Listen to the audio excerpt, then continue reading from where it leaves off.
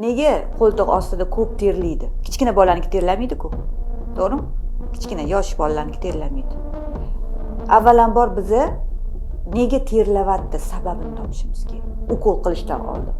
Biza tupa kelishadi, menga gipergidrozga iltimos ukol qilib qo'ying. Bu pul. Yo'q, pul ishlaymiz.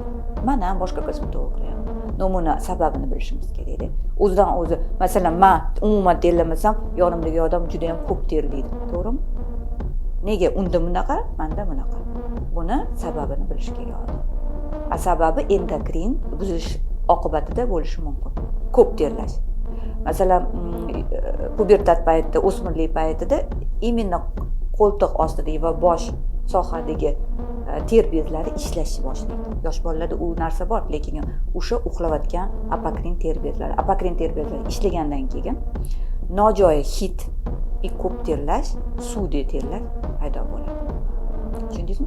Agar qizlarda ko'p terlash va hid kelsa, demak, ularda albatta analiz topshirish kerak, na androgenniy variant, to есть testosteronga topshirish kerak. Testosteron u erkaklarning asosiy gormoni.